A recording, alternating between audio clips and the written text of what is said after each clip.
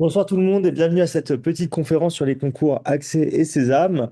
Donc c'est une conférence post-Salon du Figaro, donc j'imagine que j'ai rencontré la plupart d'entre vous lors du salon qui a eu lieu le week-end dernier à Paris. Pour ceux que je n'ai pas rencontrés, bah, bonjour et je me présente. Je m'appelle Johan, du coup je suis le directeur de Prépa Campus. J'ai été jury d'admission à l'ESSEC et enseignant de stratégie à l'université Paris-Dauphine pendant 3 ans pour les étudiants qui étaient en troisième année de licence, donc en licence de gestion.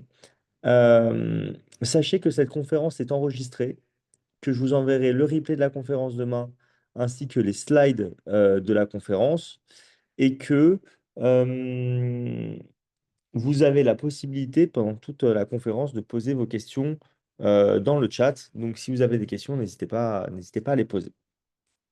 Donc, on va tout de suite débuter la conférence. Je vais vous présenter tout d'abord rapidement quelles sont les différentes options que vous avez quand vous souhaitez faire des études de gestion. Donc, quand vous souhaitez faire des études de gestion, des études de management, vous pouvez d'abord faire une école de commerce. Une école de commerce, vous pouvez l'intégrer soit en post-bac, soit via une classe préparatoire. Donc, quand vous faites quand vous passez par la classe préparatoire, vous faites 2 ans de prépa. Ensuite, vous rentrez en programme grande école de l'école où vous avez été admis, enfin d'une des écoles où vous avez été admis, du moins, parce que vous pouvez être admis dans plusieurs écoles.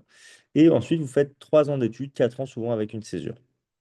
Si vous faites une école post-bac, vous avez la possibilité de rentrer dans 3 types de programmes. Soit des programmes de type bachelor. Les bachelors, c'est en 3 ans. Ça donne un grade de licence.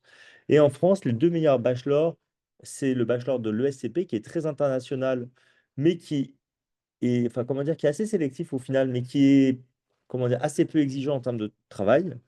Et vous avez l'ESDEM, le bachelor de schéma, dans lequel après vous pouvez passer enfin, après les 3 ans de schéma, on vous incite à passer des admissions sur titre pour rentrer en programme grande école, mais vous n'aurez pas accès évidemment à tous les meilleurs programmes par cette voie-là. Ensuite, on n'a pas beaucoup de bons bachelors en France. Vous avez aussi des BBA en 4 ans. Les BBA, il y a des excellents BBA en France. C'est calqué sur le modèle anglo-saxon, les BBA.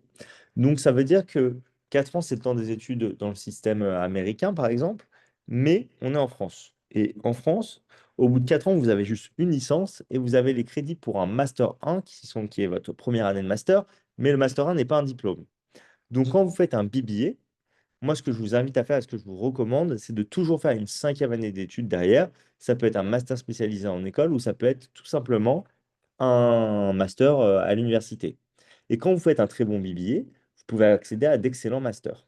Donc, les BBA les plus connus en France sont tous dans le concours Sésame, sauf le BBA de l'EDEC. Et je vous parlerai un petit peu plus tard, un petit peu du classement des BBA pour que voilà, vous puissiez vraiment voir c'est quoi enfin, les comparer les uns aux autres, pardon.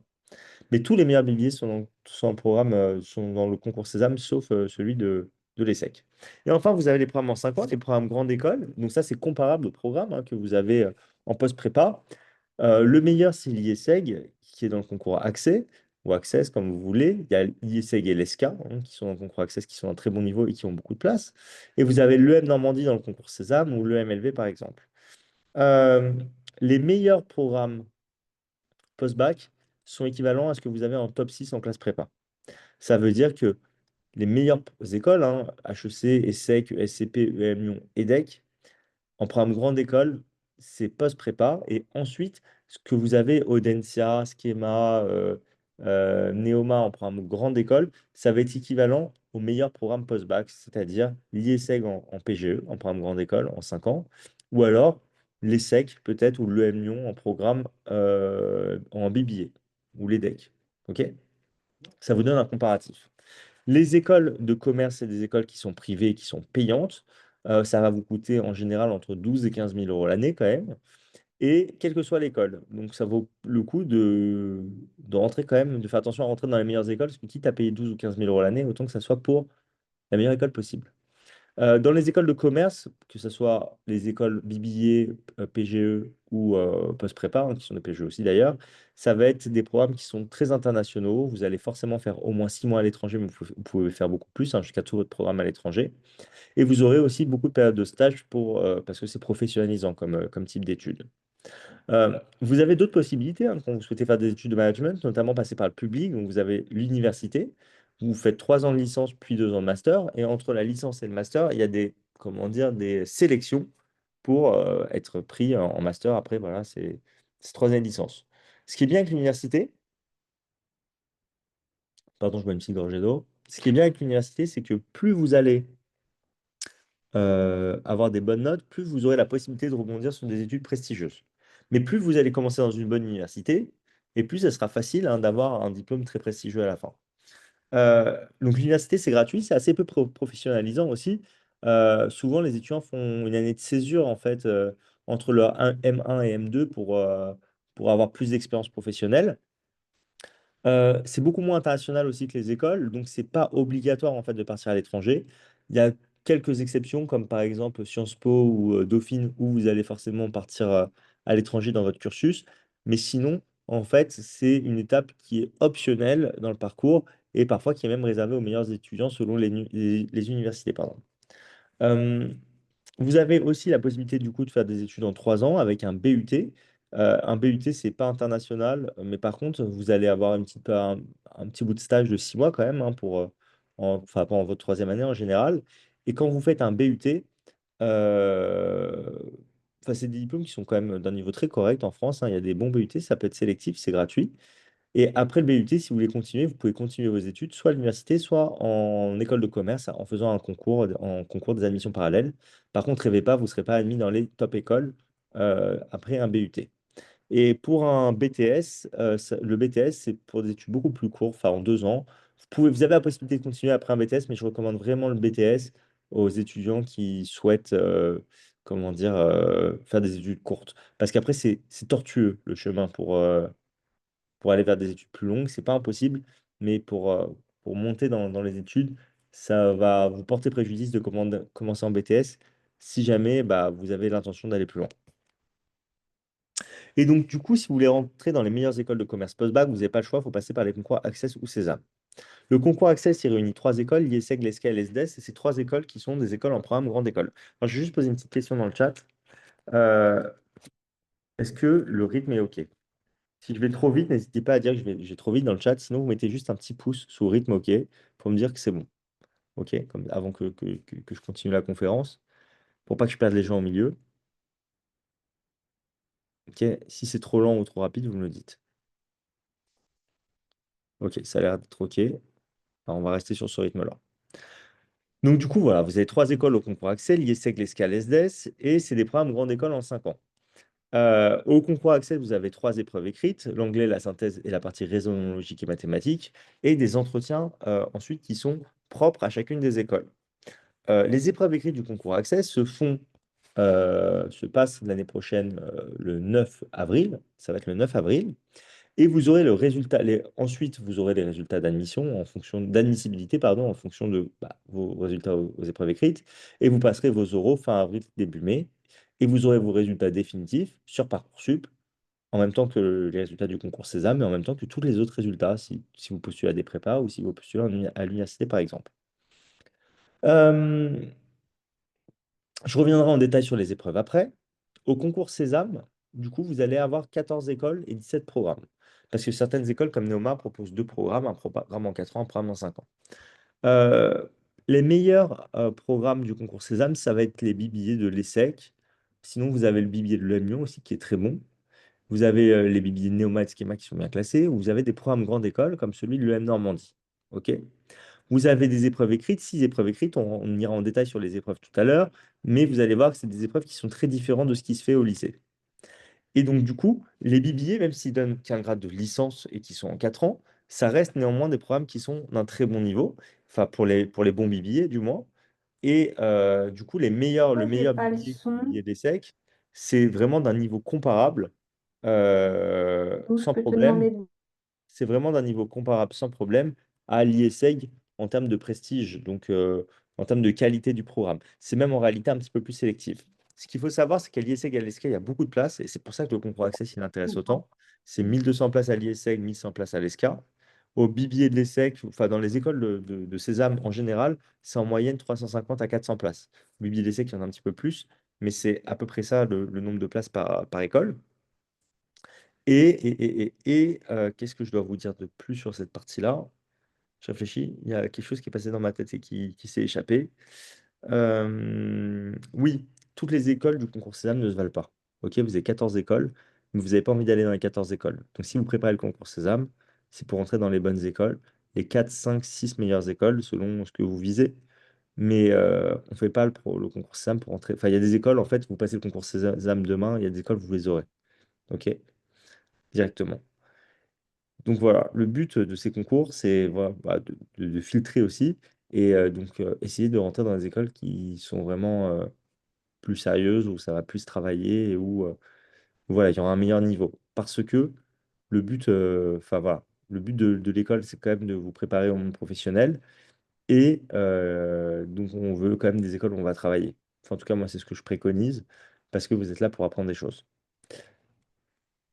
Donc, quand on regarde le classement des écoles, j'ai mis le classement des programmes grande école et le classement des BBA.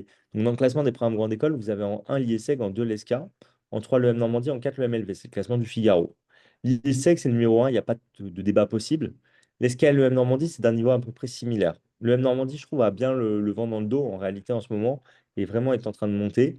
En fait, la stratégie de l'EM Normandie, c'était d'ouvrir des campus à l'étranger, là où il y a des grosses universités, pour attirer les profs de ces universités d'ailleurs ou alors là où il y a des entreprises, des grosses concentrations d'entreprises pour améliorer le réseau d'entreprises de l'école.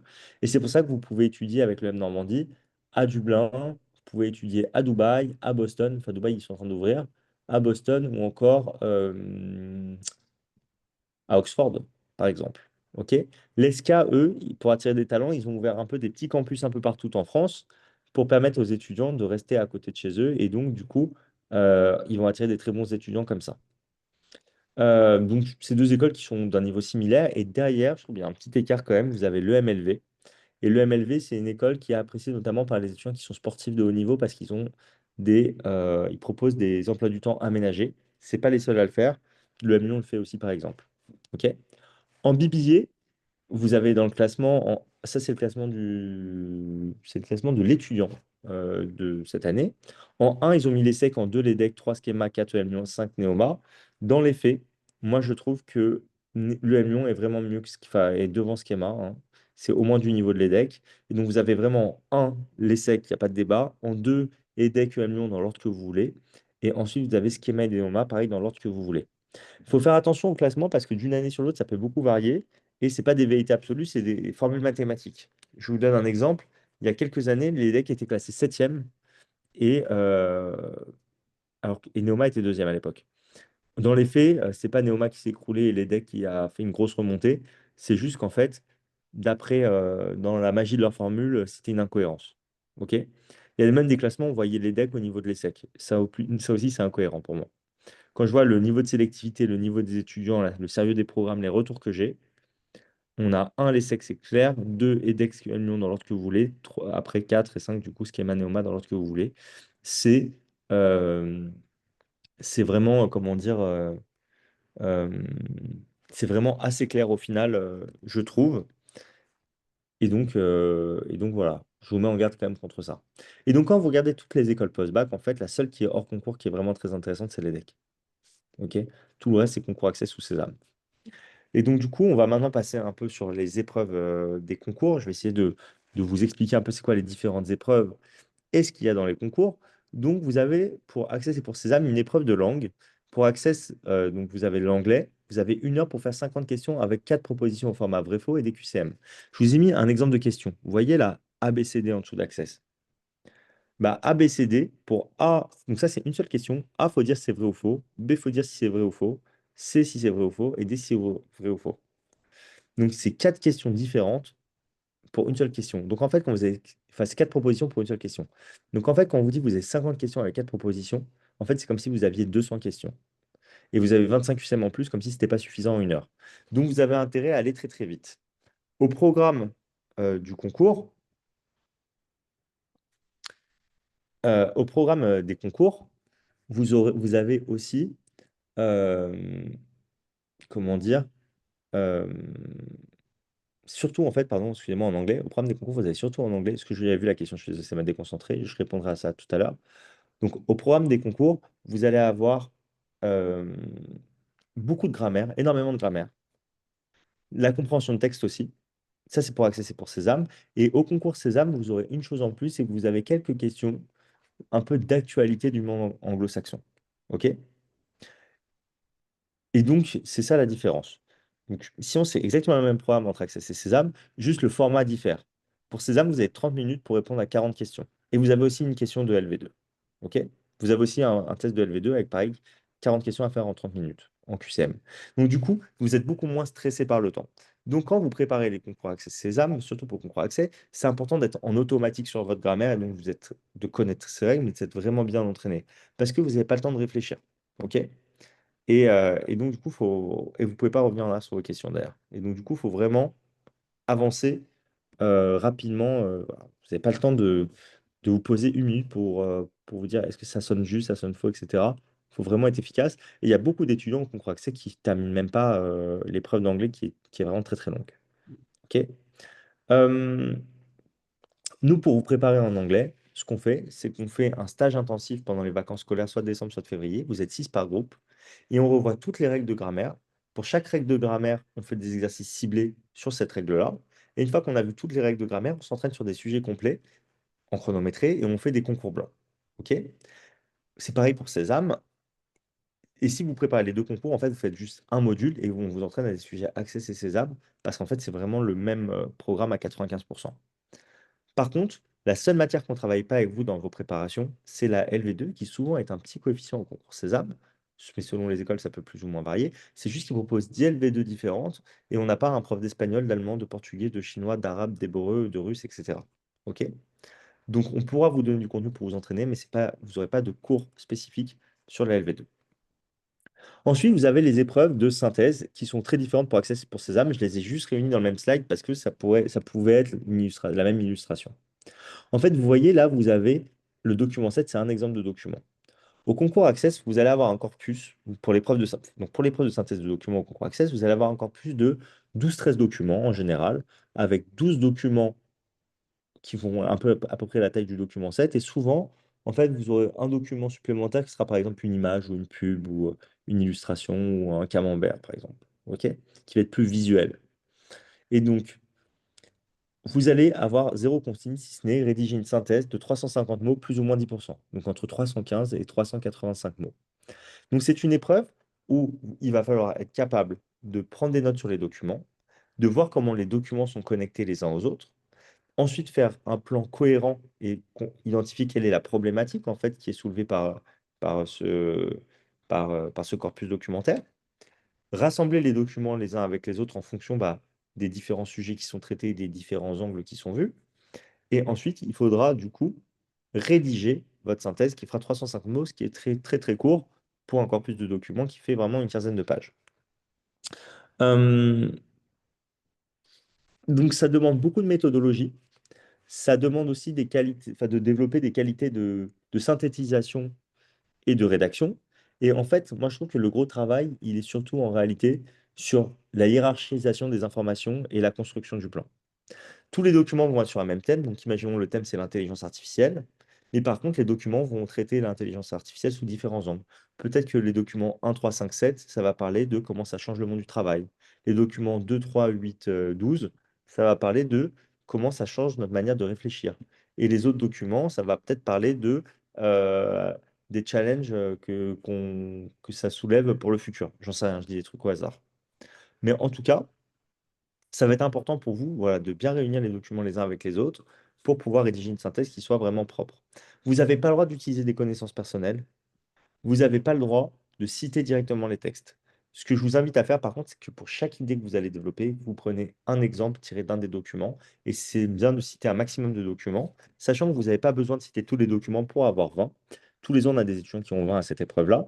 En fait, il y a une hiérarchie entre les documents. Il y en a qui sont plus importants que d'autres. Et donc, du coup, il ne faut pas passer à côté des informations les plus importantes. Et ça se travaille. Et c'est voilà, assez spécifique. Si jamais vous décidez de faire une prépa plus tard, ça ressemble un petit peu à l'exercice de contraction de texte que vous ferez en prépa. Et donc, le fait d'avoir travaillé la synthèse pendant votre année de terminale, ça vous aidera sur cette partie-là plus tard. Pour Sésame, c'est totalement différent. C'est l'analyse documentaire. Alors, dans les slides, j'ai mis 15 à 25 documents. En fait, c'est plutôt 20-25 documents, plus une dizaine d'images, de documents iconographiques. Donc du coup, en fait, ça va être plutôt une trentaine de documents que vous aurez et un corpus documentaire qui va faire une trentaine de pages, réellement, qui va être très gros. Pareil, tous les documents sont sur un même thème. Imaginons que c'est l'intelligence artificielle. Vous aurez trois types de questions au format QCM. Premier type de question, question de repérage. On vous pose une question, la réponse est directement dans les textes. Vous ne pouvez pas utiliser CTRL F ou je ne sais pas quoi, ou des raccourcis clavier pour trouver la réponse directement, évidemment. Exemple de question. Combien de startups d'intelligence artificielle Apple a racheté en 2023? Dans un des documents, il y aura écrit Apple a racheté 12 startups d'intelligence artificielle en 2023. La réponse, c'est 12. Ok. C'est facile, mais il faut trouver l'information. Pour ça, vous pouvez vous aider pardon, de la bibliographie qui est mise à votre disposition, que vous n'avez pas au concours Access. Ça peut vous aider à trouver des informations plus vite. Et ça vaut assez peu de points, parce que ce n'est pas très technique. Vous avez aussi des questions d'analyse. Pour les questions d'analyse, vous pouvez avoir plusieurs réponses qui sont correctes. Donc, imaginons, on vous pose une question d'analyse, on va vous proposer peut-être six propositions, il y en aura trois de correctes, imaginons. Si vous mettez les trois bonnes réponses, vous avez tous les points. Deux bonnes réponses sur trois, deux tiers des points. Une bonne réponse sur trois, un tiers des points. Mais si vous avez trois bonnes réponses et une réponse fausse, eh ben vous avez zéro point. Dès qu'il y a une réponse fausse, c'est faux. Donc, du coup, il faut faire très attention à ce que vous allez mettre. Et pour ces questions-là, tout va être dans la nuance. En fait, une proposition, elle peut avoir l'air vraie, mais elle va aller un peu plus loin que ce qui est dit dans les documents, et donc ça devient faux. OK? Donc, il peut y avoir une partie de la réponse qui est correcte et une autre partie qui n'est pas correcte. Donc, du coup, bah, la réponse est incorrecte. Enfin, la proposition est incorrecte. Donc, il faut faire très attention à ça. C'est beaucoup plus technique. Et en fait, comme il y a plusieurs bonnes réponses, les bonnes réponses peuvent se trouver dans plusieurs textes. C'est pas toujours le cas, hein, mais enfin, c'est régulièrement le cas. Et enfin, dernier type de question, les questions de synthèse. Donc, contrairement au concours accès où la synthèse a été rédigée, en fait, euh, où vous rédigez votre synthèse, là, il y a une synthèse qui est rédigée pour vous, sauf qu'il faudra choisir la bonne problématique parmi quatre propositions, choisir, bien compléter les différents textes, choisir les bons titres aux parties, etc.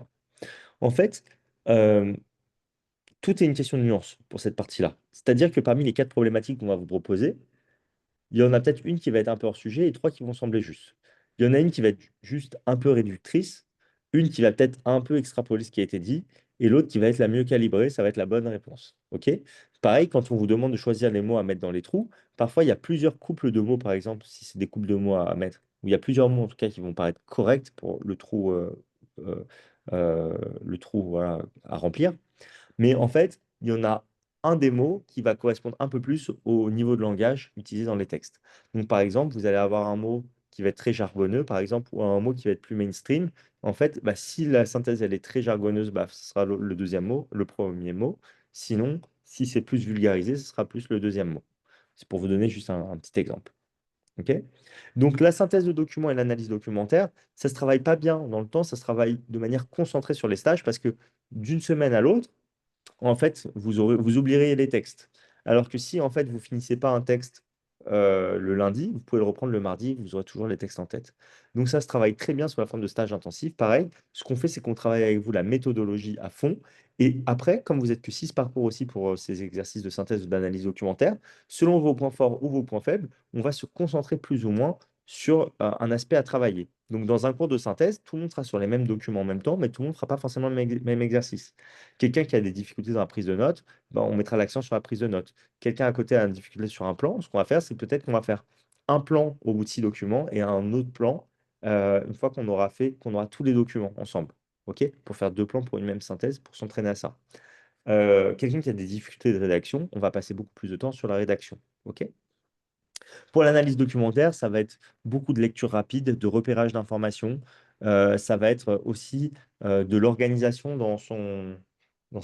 comment dire, c'est de la méthodologie, en fait, de la méthode, de l'organisation entre les documents et avec les questions. OK? Tout ça, ça se travaille bien. Il y a de la méthode et donc, du coup, ça vous permet de bien travailler ça. À la fin de vos stages intensifs, hein, d'anglais, de synthèse ou d'analyse documentaire, selon les concours que vous préparez, vous aurez de toute façon un débriefing individuel qui vous sera envoyé à vous et à vos parents avec vos points forts, vos points faibles et ce que vous devez continuer de travailler jusqu'au concours. Et nous, on vous met à disposition une plateforme avec plein d'exercices spécifiques sur tous les cours, sur tous les thèmes, tous les points de cours à voir pour que vous puissiez vous entraîner et aussi des sujets complets pour vous pouvoir s'entraîner aussi. Et si par exemple, après votre stage, vous rédigez une synthèse, vous avez besoin d'une correction, vous aurez le numéro perso du prof que vous avez eu pendant votre stage avec son mail et vous pourrez lui envoyer votre synthèse et le prof vous corrigera votre synthèse. Ensuite, on a, ça c'est pour le concours Access, la partie raisonnement logique et mathématique, c'est ma matière. C'est 45% de la note pour l'ISEG et pour l'ESCA, qui sont les deux principales écoles du concours accès. Et euh, pour le coup, les maths, vous ne devenez pas fort en une semaine. Donc, on a besoin de temps pour travailler ça. Donc, on travaille ça sous la forme de cours hebdomadaires entre le mois de novembre et le mois d'avril. Donc, ça commence le lendemain des vacances de la Toussaint, le 3 novembre. Et ça va être toutes les semaines jusqu'au concours. Vous pouvez faire 1 heure, 2 heures ou 3 heures par semaine. Nous, on vous donne accès à des cours tous les jours. Et donc, c'est vous qui voyez, enfin, vous allez à autant de cours que vous voulez. Si vous faites 1 heure par semaine, vous ferez tout le programme. Si vous faites 3 heures par semaine, vous ferez tout le programme 3 fois, mais avec des exercices différents. Je m'explique. On propose des cours du lundi au vendredi, le soir, pour la partie raisonnement logique et mathématiques access, de 18 à 19 ou 19h15 à 20h15, selon les jours. Et donc, le lundi et le mardi, c'est le même cours. Le mercredi et le jeudi, c'est le même cours. Et le vendredi, c'est un autre cours. Ce qui fait que si vous venez tous les lundis, vous ferez tout le programme. Mais si vous venez tous les mercredis, vous ferez aussi tout le programme, mais pas dans le même ordre et pas avec les mêmes exos. Donc, il y a un étudiant qui vient lundi et le mercredi, il fait 2 fois le programme, mais avec des exercices différents. Et comme ce n'est pas dans le même ordre, quand il reverra les chapitres, ça lui fera des révisions. Par contre, la partie course, c'est toujours la même, que ce soit le lundi, le mercredi ou le vendredi. Quand on fait un chapitre, quand on fait la géométrie, ça sera peut-être en novembre le lundi, ça sera en janvier le mercredi, ça sera en mars le vendredi. Mais ça sera toujours la même partie course, mais avec des exos différents. Voilà, je suis très mal expliqué, mais vous avez compris. Peut-être. Sinon, vous pourrez poser des questions. Et donc, du coup, vous avez accès à tous les cours. Plus vous entraînez, mieux c'est, hein, évidemment. Donc en maths, vous avez, pour la partie mathématique du concours accès, si vous faites maths complémentaires ou spé maths, c'est très bien. Si vous êtes en STMG, c'est compliqué, ou si vous avez arrêté les maths, c'est compliqué. C'est pas impossible. On prépare tous les ans des STMG, on prépare tous les ans des étudiants qui ont arrêté la spé maths au lycée au concours accès, mais on les prépare à une seule condition, c'est qu'ils fassent 2 heures, voire 3 heures par semaine de cours. Et ensuite, je sais très bien que ces étudiants auront des difficultés et que je les prendrai aussi en individuel en dehors des cours pour leur expliquer les choses qu'ils n'ont pas compris. Et je ne leur fais pas payer. Ça fait partie du suivi.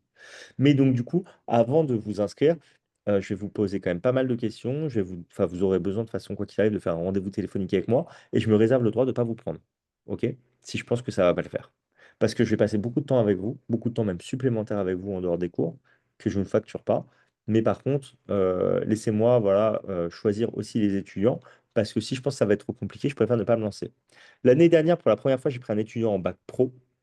Et il a eu toutes les écoles. C'était un étudiant qui était franchement smart, que je trouvais vraiment, enfin, qui était mal orienté en bac pro. Non pas qu'il n'y ait pas des gens smart en bac pro, mais en fait, je pense qu'il avait le potentiel vraiment pour réussir les concours. On a beaucoup travaillé, il les a réussi. Mais ce que je veux dire, c'est qu'il y a plein d'étudiants que je n'aurais pas pris à sa place. Donc c'est vraiment possible, mais ça demande du travail. Je prends, on me propose d'autres formules de préparation dans l'année pour les étudiants qui s'inscrivent plus tard, donc qui commencent en novembre, avec des cours qui commencent en janvier. Je ne prends pas d'STMG ou d'étudiants qui ont arrêté les maths sur des formations qui commencent après le mois de novembre, pour que ça soit clair. OK? Donc, du coup, pour la partie maths, donc, qui est la deuxième partie de la partie raisonnement logique et mathématique, le programme, c'est le programme de maths complémentaire sans les suites. Vous n'avez pas les limites non plus. OK? Ça va être des exercices. Donc, ce qu'on va faire en cours, ça va vraiment vous aider pour le lycée. Et donc, du coup, le lycée va vraiment vous aider aussi pour le concours accès. Mais par contre, c'est pas le même type d'exercice. Il y a zéro rédaction, vu que c'est un vrai faux.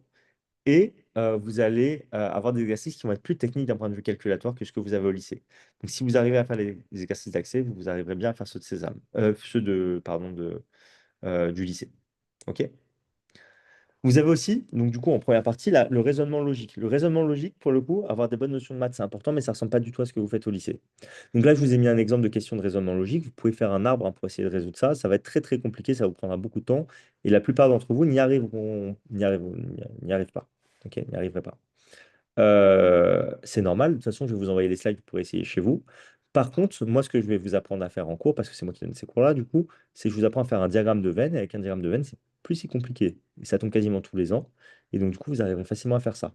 Et donc, du coup, on vous apprend plein de systèmes logiques qui vous aident à répondre à ce type de questions des logigrammes, les menteurs à vérité, la double proportionnalité, tous les exercices type vitesse, distance et temps, les rattrapages, etc. Voilà. C'est ce qui est au programme pour la partie raisonnement logique, les syllogismes. Il y a plein de choses. Des notions rien à voir avec les maths de lycée. Et vous avez une troisième partie, c'est la partie problème. Pour la partie problème, c'est bien d'être solide en maths aussi. Mais en plus, on va vous introduire des notions de mathématiques, d'économie ou de finance que vous n'êtes pas censé connaître.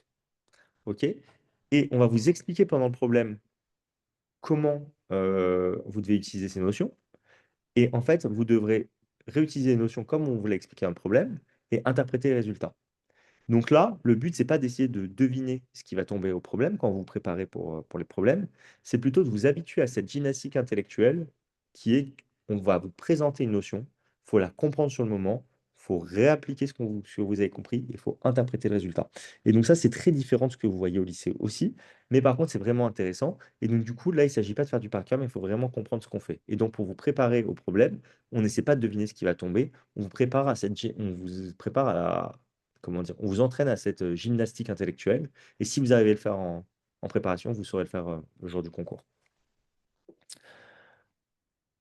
Alors, pour le concours Sésame, j'ai réuni maths, français, compétences digitales en raisonnement, parce que j'ai triché. Avant, c'était maths, français, logique. C'est juste qu'en fait, c'est les cours hebdo de Sésame, c'est maths, français, compétences digitales. Pareil, ça travaille mieux dans le temps, donc c'est pour ça qu'on le fait comme ça. Pour Sésame, on propose des cours carrément du lundi au dimanche, qu'il y a du monde qui souhaite faire le concours et qu'on ne veut pas que vous soyez plus d'une vingtaine par cours sur les cours hebdo.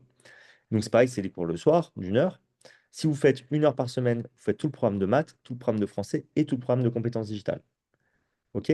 Donc le lundi et le mardi, c'est le même cours. Donc on va peut-être faire d'abord toutes les maths. Puis une fois qu'on a fait tous les cours de maths, on fera tous les cours de français, puis tous les cours de compétences digitales. Mercredi, jeudi, dimanche, c'est le même cours. Cette fois-ci, on va peut-être commencer par le français. Après, on fera peut-être les compétences digitales, puis les maths. Et vendredi, ça sera compétences digitales en premier, maths en deuxième, français en troisième. Ce qui fait que si vous venez 2 ou 3 fois dans la semaine, vous ne ferez pas la même chose en même moment. Mais par contre, on change tous les exos encore une fois. Et donc, du coup, ça vous fait vraiment des révisions, ça vous permet de travailler. Le but, en fait, c'est que vous n'ayez pas besoin de travailler tout seul en dehors des cours et que vous puissiez toujours travailler accompagné d'un prof en live.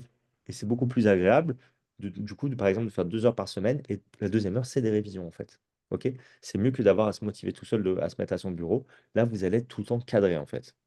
Ok? Un exemple de question de maths pour le concours Sésame. Les maths du concours Sésame, ça n'a rien à voir avec le lycée. Je vais vous montrer l'exemple. Je donne aussi les cours de maths du coup dans la prépa pour Sésame. Fatih va à l'école, elle y va en bus et rentre en voiture. La vitesse moyenne du bus sur son trajet aller, c'est 25 km/h. Au retour, elle roule à 100 km/h. Quelle est sa vitesse moyenne sur le trajet aller-retour? Bah, en fait, la plupart des étudiants, ils vont faire 25 plus 100 sur 2, 62,5 km/h. C'est faux.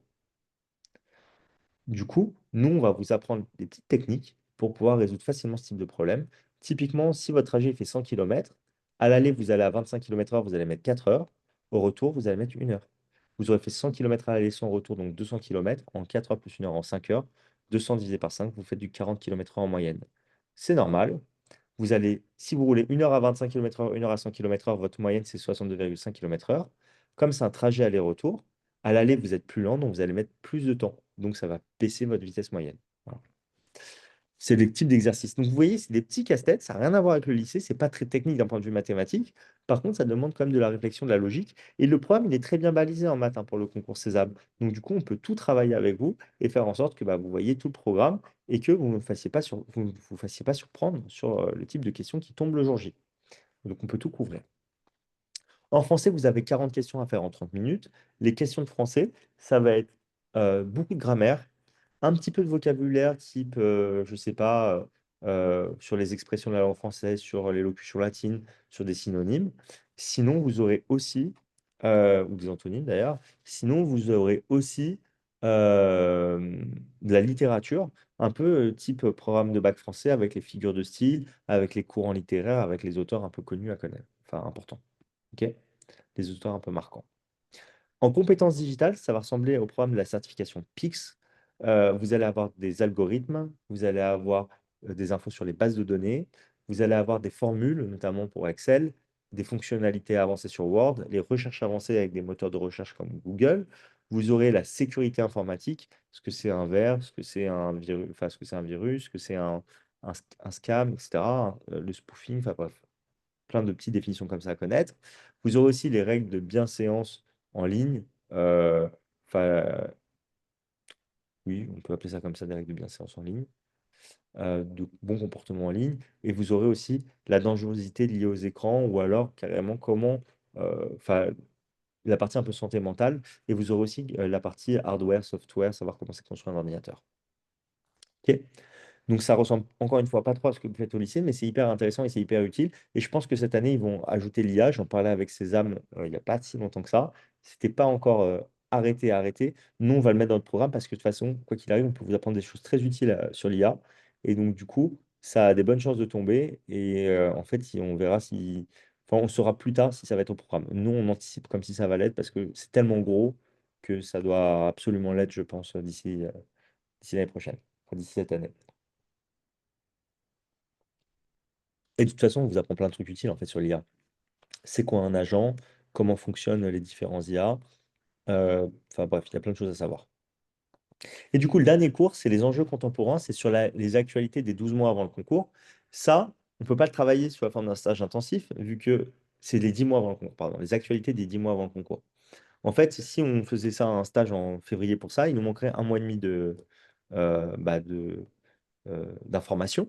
Donc, ce qu'on fait, et puis ça ferait trop d'informations d'un coup, de toute façon, ce qu'on fait, c'est 8 séances d'1h30 entre janvier et mars. Donc, c'est pas toutes les semaines, parce qu'il y a 13 semaines entre janvier et mars.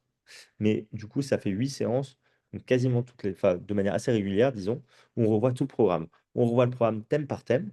Ok, donc le prof qui s'appelle Kevin, c'est un prof qui donne ce type de cours aussi à l'ESSEC pour des étudiants qui veulent passer euh, les concours de la fonction publique. Il va noter toute l'année les différentes actualités et il va les regrouper par thème. Donc vous aurez un cours sur les technologies, un cours sur la culture, un cours sur la politique en France, un cours sur la géopolitique dans le monde, etc. Et le dernier cours, c'est pour reprendre toutes les news qui sont tombées depuis que vous avez fait les différents chapitres. Vous aurez des fiches de révision, évidemment, pour ce cours-là qui vous seront données. Et en fait, le but, c'est que vous puissiez comprendre, par exemple, dans un conflit, quels sont les différents protagonistes, comment ils sont reliés les uns avec les autres, quels sont les intérêts de chacun. Et si vous arrivez à comprendre une situation, vous serez capable de répondre à toutes les questions. Et le but, c'est pas du coup d'apprendre des choses par cœur, mais de comprendre les différentes situations. Et du coup, c'est ça qui vous aidera à réussir votre épreuve. Au concours accès, vous n'avez pas d'enjeux contemporains à proprement parler, mais aux oraux de l'IESEG, vous avez des questions sur les actus. Et à l'ESCA, vous avez une épreuve spécifique de culture générale à l'écrit. Et donc, le cours d'enjeux contemporains vous aidera, avec les fiches de révision, vous permettra aussi d'être performant sur les épreuves écrites de l'ESCA qui sont au moment des épreuves orales. C'est un peu contre-intuitif. OK? Si vous souhaitez vous préparer seul au concours, vous avez plusieurs possibilités qui s'offrent à vous. Première chose, c'est que vous avez l'application du concours Sésame, l'application Prépa Sésame.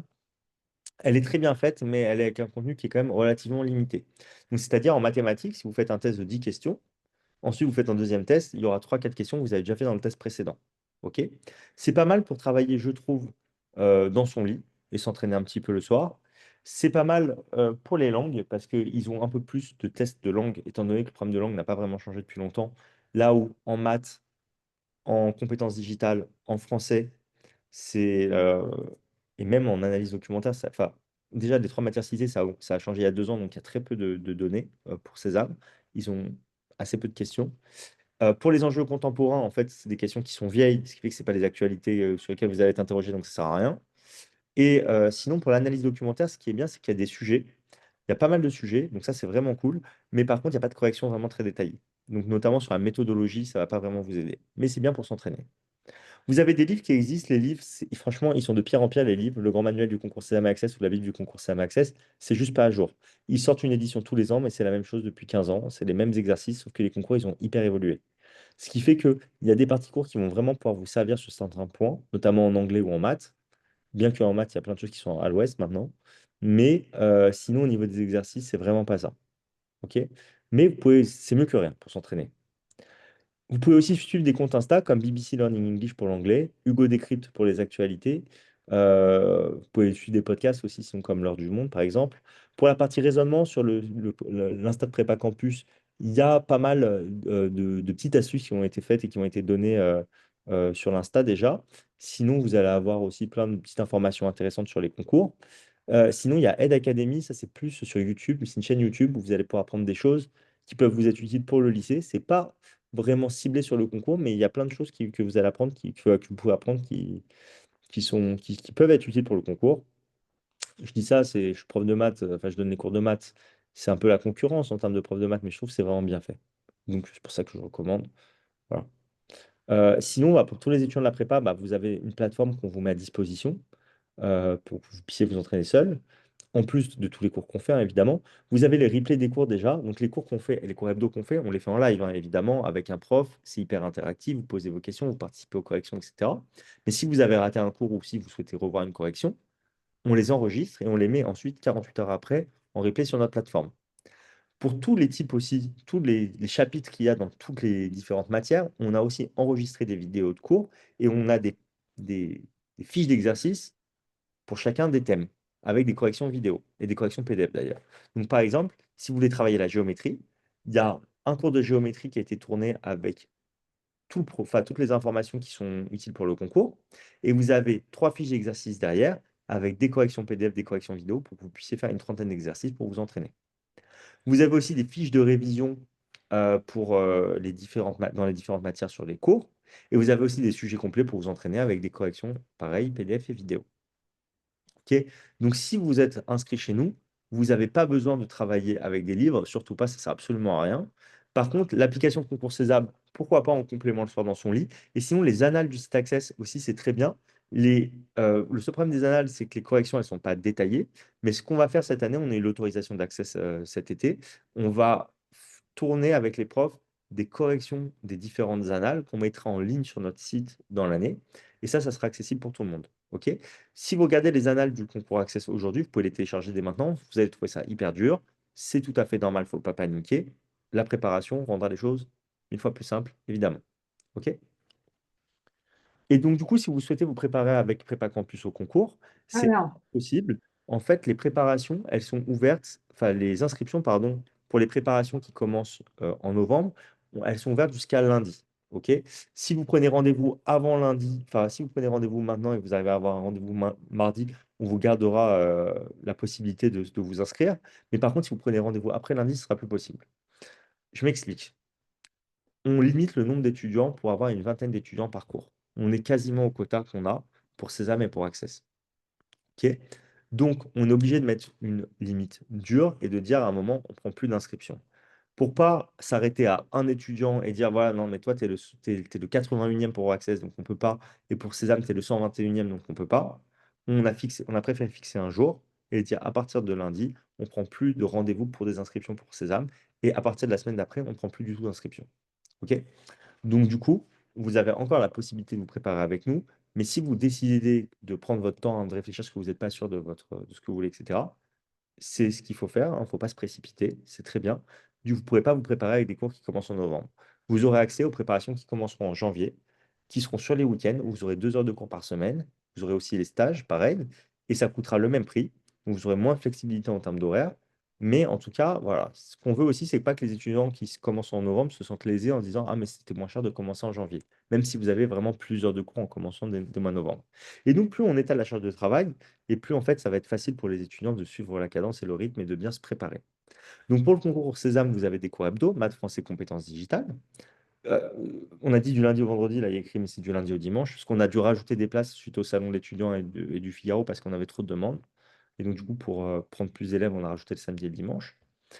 Vous avez le stage d'anglais analyse et d'analyse documentaire, le module en jeu contemporain. Ok, c'est pareil pour Access. Et si vous faites Access Sésame, vous avez les cours hebdo d'Access Sésame, les stages, le module d'enjeu contemporain. Tout le suivi, c'est directement avec moi. Je vous aide aussi pour vos inscriptions sur Parcoursup. Donc, je fais une conférence pour tous les étudiants de la prépa où j'explique tout ce qu'il faut savoir sur Parcoursup et je corrige vos lettres de motivation pour pas qu'il y ait de problème dans votre dossier vu que votre dossier il compte.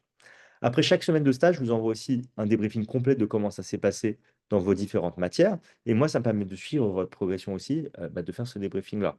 Et je vous conseille du coup des exercices ciblés à travailler sur la plateforme pour continuer de progresser. Et c'est admissible ou remboursé, ce qui veut dire qu'un étudiant qui a mis 5 écoles et qui a mis nulle part sera remboursé dans son intégralité. Je vous rassure, ce n'est pas arrivé l'année dernière. L'année dernière, 100% de nos étudiants ont eu un de leurs trois premiers choix sur Sésame et 100% ont eu une des trois écoles sur Access. Nos résultats, c'était pour l'IESEC, 65% de réussite sur le concours Access, pour l'ESCA, 97%, c'est-à-dire tout le monde sauf deux étudiants, pour l'ESD, 100% de réussite. Pour le concours Sésame, on a eu 25% de réussite à l'ESSEC, c'est 8% la moyenne nationale, sachant que les dossiers comptent beaucoup. Et donc, si vous avez un dossier à 12 stress, c'est quasiment impossible de rentrer à l'ESSEC.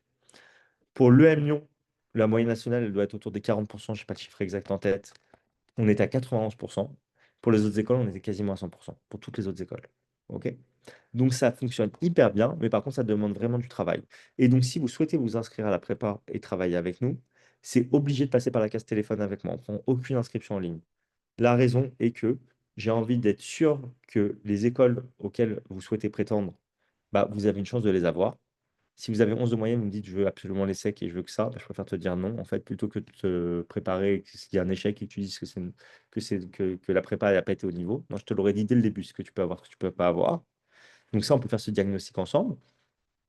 Plus, je réexplique aussi c'est quoi la charge de travail que j'attends de vous. Donc, comment, en fonction de votre profil, ça va être quoi la dose de travail minimum que vous devrez faire et ce que je vous recommande de faire.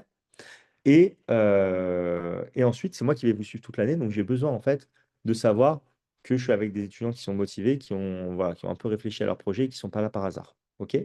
Donc, pour les inscriptions, il faut que j'ai un rendez-vous au moins avec un des parents. Et si c'est un rendez-vous avec un parent, bah, il faut que le parent il ait les bulletins. Sinon, il me faut l'étudiant ou les deux, dans l'idéal. OK? Donc, les parents avec les bulletins, ou l'étudiant, ou les deux. OK? Euh, Juste, il n'y a pas le prix pour le Club Accès Sésame, je suis désolé, j'ai oublié d'afficher, c'est 2 490 €. Remarquerez pardon, que la préparation aux oraux n'est pas inclus dans le package. Si vous souhaitez vous préparer aux oraux avec nous, c'est possible. C'est des cours individuels, il n'y a que ça qui marche de toute façon pour les oraux.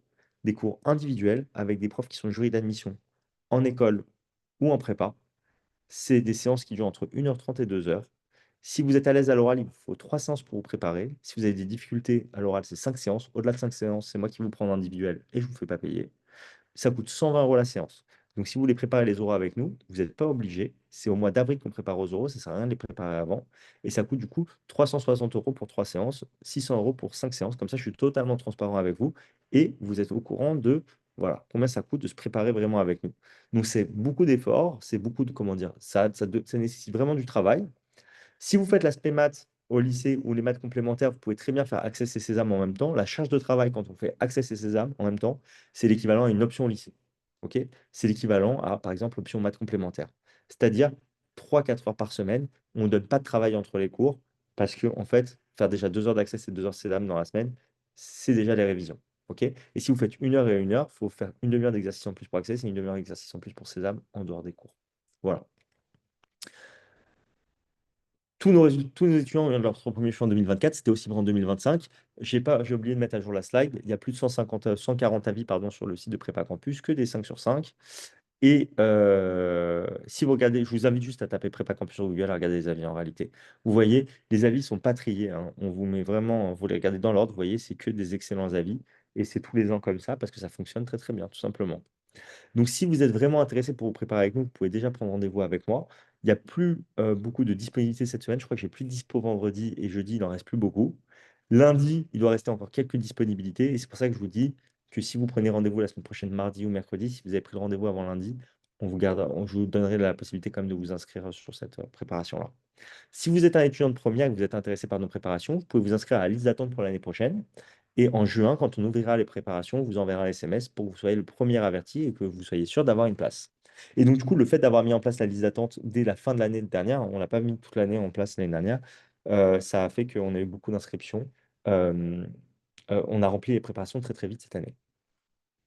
Du coup, maintenant, je prends le temps de répondre aux questions. Le classement des écoles dépend des programmes et cursus visés aussi.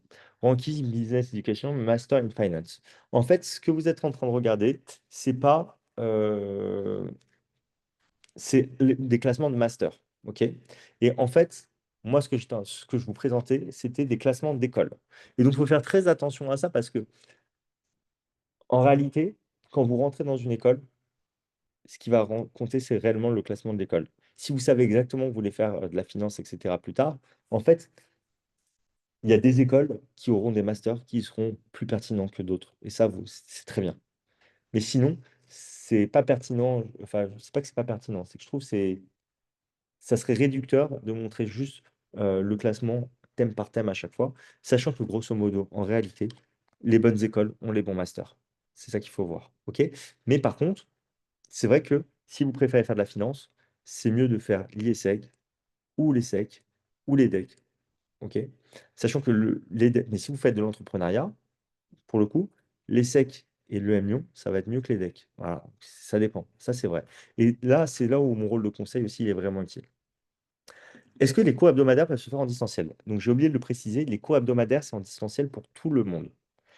Les cours hebdomadaires et les enjeux contemporains, c'est toujours à distance. Par contre, les stages intensifs, vous pouvez les faire soit en présentiel à Paris, soit à distance.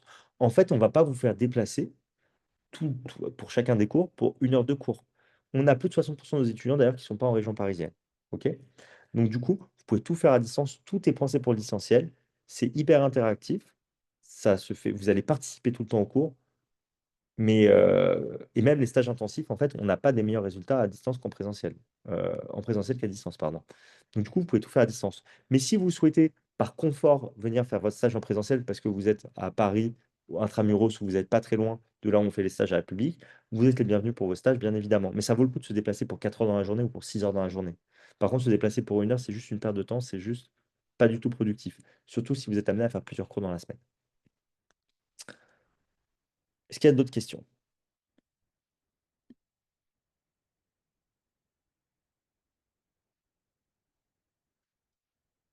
Et juste, dernière chose, quand vous regardez les classements pour les écoles de commerce, il faut faire aussi attention à une chose, c'est au programme. C'est-à-dire que le classement des BBA n'est pas le même que le classement des programmes grande école. Et en post-bac, par exemple, pour Sésame, vous allez avoir euh, beaucoup de BBA et vous avez des BBA qui sont excellents et d'autres qui sont moins bons. Par exemple, le BBA de Ketch, je le trouve vraiment moins bon que, enfin, je le trouve vraiment pas incroyable, alors que Ketch, en soi, est une bonne école en programme grande école. Ok, donc il faut faire aussi attention à ça. Juste, voilà, c'est un petit aparté.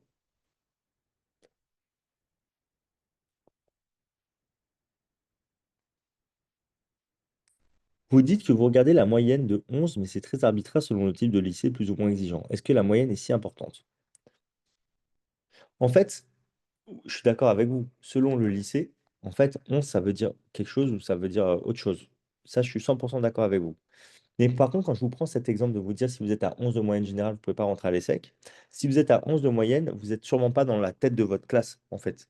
Et c'est pour ça que je vous dis que ça va être trop juste pour l'ESSEC, sachant que les moyennes qui sont prises, c'est plutôt des bacs qui sont mention bien, mention très bien. OK? Et donc, parce que la note, c'est 30% de la note, hein, euh, votre dossier, et que 70%, ça va être le concours. Sauf que pour les SEC, en fait, comme ils prennent ceux qui ont les meilleures notes de dossier plus les meilleures notes au concours, c'est très compliqué d'avoir l'école, sachant que vous partez avec 11 de moyenne. C'est pour ça que je vous dis que ça compte. Après, il y a d'autres choses qui sont prises en compte. Si vous avez 11 de moyenne, mais que vous êtes sportif de haut niveau et que vous avez déjà une activité entrepreneuriale, en fait, votre note de dossier, elle peut être très bonne. C'est juste de la vulgarisation que je fais quand je vous dis ça. Mais en effet, avoir 11 de moyenne quand la moyenne de la classe est à 11, c'est pas pareil que d'avoir 11 de moyenne quand la moyenne de la classe est à 14. OK? Et donc, selon le lycée aussi, ça ne veut pas toujours dire la même chose. Mais, ceci étant dit, c'est quand même un facteur à prendre en compte. Sachez que vos notes peuvent vous limiter. Et ça, en fait, quand je vous pose des questions, quand je vous ai en entretien individuel, je vous fais, comment dire, des conseils qui sont beaucoup plus fins que ce que je vous fais quand je fais une conférence qui s'adresse vraiment à tout le monde. Un 11 sur 20 toute l'année peut très bien arriver à une mention très bien dans un lycée où 72% des élèves ont une mention très bien. Si c'est le cas, tant mieux. Si c'est le cas, tant mieux. Par contre, sachez que vous serez pénalisé sur le fait que que vous serez, par exemple, dans le troisième quart de votre classe. Ok. En fait, quand vous allez postuler au concours, ça va être via Parcoursup. Ils auront vos bulletins de première, de terminale. Ils pourront regarder vos notes de bac d'épreuve anticipée du bac, mais ils n'auront pas vos notes définitives de bac. Et ceci étant dit, le contrôle continu est tellement important au bac que pour avoir 11 sur 20 de moyenne toute l'année, je veux dire, en général, au global, ça va être très difficile d'avoir quand même la mention très bien derrière. Mais vous avez tout à fait raison sur le fait que le lycée compte vraiment. Si vous sortez d'Henri IV et que vous avez 11 de moyenne, c'est pas pareil que si vous sortez de n'importe quel autre lycée public en France d'ailleurs. Donc je suis 100% d'accord avec vous là-dessus, hein. Ce que je vous ai fait, c'est une généralisation. Là, dans les cas des lycées où il y a 72% des élèves qui ont des mentions très bien, c'est pas le cas général.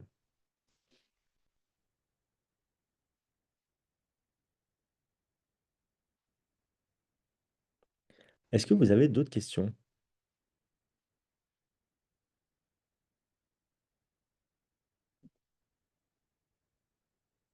Enfin, n'hésitez pas à réagir, Pénélope, si vous n'êtes pas d'accord avec ce que je dis là-dessus, mais c'est vrai que c'est des cas spécifiques. Mais c'est vrai que le niveau du lycée compte, hein, sincèrement. Le niveau du lycée compte. Après, encore une fois, vous risquez d'être pénalisé par le fait que tous les autres élèves sont, enfin voilà. sont très forts. Du coup, si vous voulez prendre un rendez-vous, est-ce qu'on doit vous appeler? Non, mais regardez sur les slides, vous avez un QR code, il suffit de flasher le QR code et ensuite vous pourrez prendre rendez-vous directement avec Calendly. OK? Meilleur moyen Et si vous n'arrivez pas comme ça, vous pouvez envoyer un SMS, je vous mets mon numéro quand même, et on fixera un rendez-vous comme ça. Mais je vous renverrai le lien. En fait, c'est tellement chargé le calendrier, parce que c'est la période des inscriptions, que en fait, plutôt que proposer des dates, ça se trouve, vous n'êtes pas disponible, etc., vous avez accès directement à mon calendrier, vous pouvez choisir exactement le créneau que vous voulez. Flora demande, bonjour, est-ce que les deux concours ont lieu en avril? Oui, ça a lieu le 8 et le 9 avril.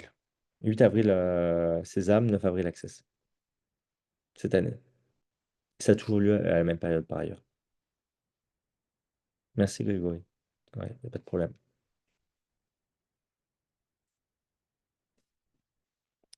Est-ce que vous avez d'autres questions? Donc, pour rappel, je vous renverrai le replay avec les slides demain. OK? Vous aurez toutes les informations. Et si vous avez d'autres questions, de toute façon, n'hésitez pas à m'écrire, hein. Enfin, je veux dire, après le concours, même si vous n'avez aucune intention de vous inscrire, je prends largement le temps de répondre à tout le monde. Et je sais que tout le monde n'a pas les moyens de se payer une prépa. Par contre, moi, je donne les informations à tout le monde. Voilà, je centralise l'info, je peux la distribuer et je le fais avec grand plaisir pendant un quart de mon temps, ça ne me tuera pas, hein. Donc, et on sert aussi à ça. Donc, franchement, il n'y a pas de souci là-dessus. Je le fais avec vraiment grand, grand plaisir.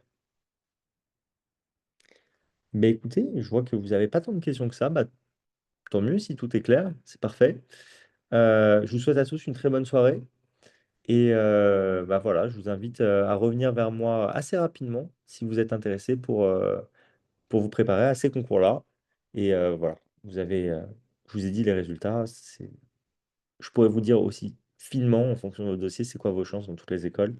Et vous dire voilà, ce que vous aurez, ce que vous pouvez avoir, ce que vous n'aurez pas, en travaillant de manière régulière. Voilà. Bonne soirée à tous. Merci pour votre participation.